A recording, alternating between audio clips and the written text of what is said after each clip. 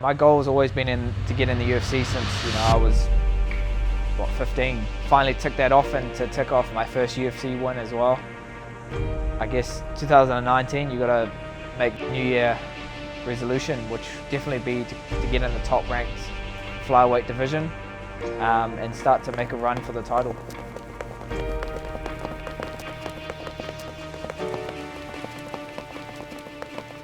I wanted a quick turnaround. I wanted to be on the Melbourne card. It's all kind of planned out the way we thought it would, especially in the division right now, where at the time it wasn't limbo. People were telling me, win or lose, you'll probably get cut. A few flyweights got cut from that card in Adelaide. I was just thankful I got another fight, and to have Henry Cejudo, save the division by beating TJ Dillashaw. This fight's still going ahead. There's some hope for our weight class, and I want to put on another show, another fight of the night performance, and people will be excited to see me fight and know that the flyweight division should be in the UFC and we deserve to be here. So that's the rule, boys. We're going to have 20 minutes on the clock. Whoever gets the most takedowns, the winner. Okay. Well, good. So as soon as the 20 minutes done, it's done. No complaining. Count the numbers. Behind 12. Let's have a shoot.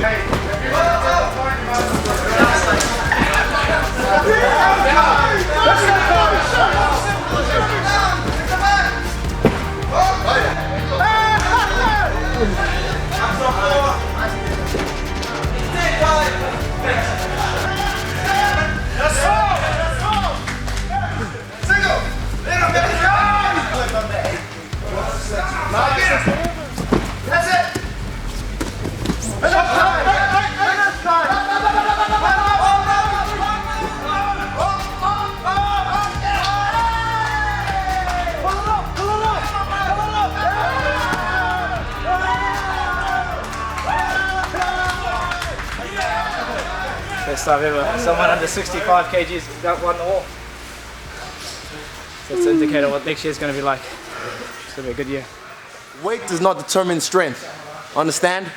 Contrary to popular belief, manna. You understand? Discrimination against weight. Don't do that. And height. Ever in your life.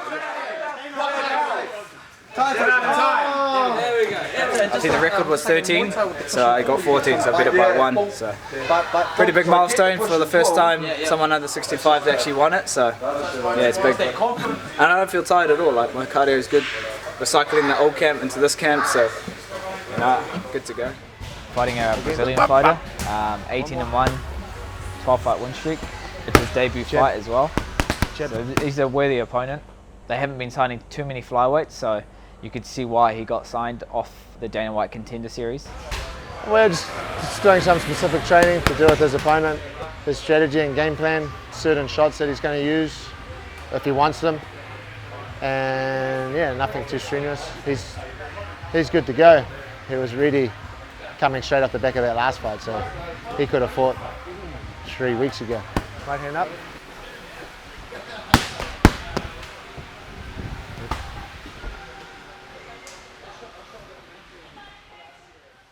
I feel like they see marketable fighter coming from Australia and New Zealand.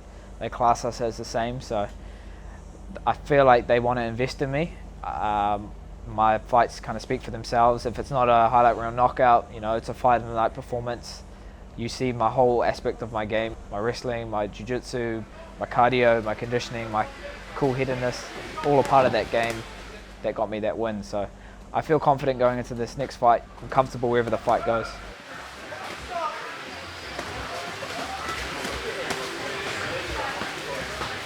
I think the UFC sees exactly what I've seen over the years, and that is Kai has worked himself up to a UFC level fighter and possibly a top 10, even a champion, like before he got to the UFC. And now, like I said, Kai did the hard yards outside of the UFC, prepared himself properly, and that's obvious to see in his record. He has losses on his record that from a very young age, but he's developed.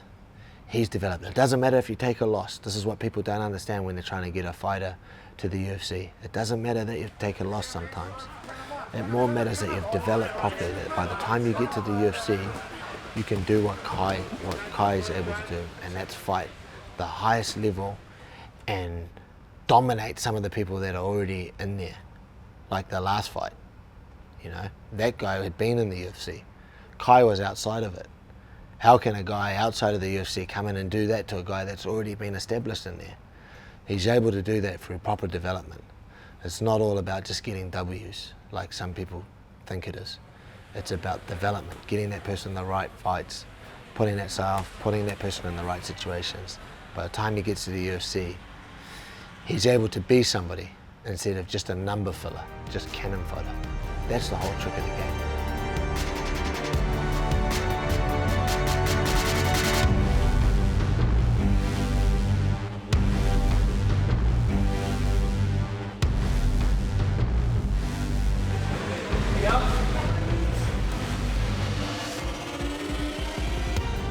Coming off a fight, that thought's still in my head, you know, a fight week and all that pressure, but what gives you confidence is knowing that you've left no stone unturned. So when I have an 8-week fight camp, I want to make sure that I put everything into it. I don't want to have any doubt, self-doubt, or that voice in the back of your head saying you haven't done enough.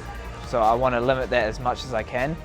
So that's why I don't miss trainings, that's why I put everything into this, and it's a lifestyle for me. So I want to be exciting, and I want to look for finishes, and you know, come February 10th in Melbourne, UFC 234, I'm going to get a finish.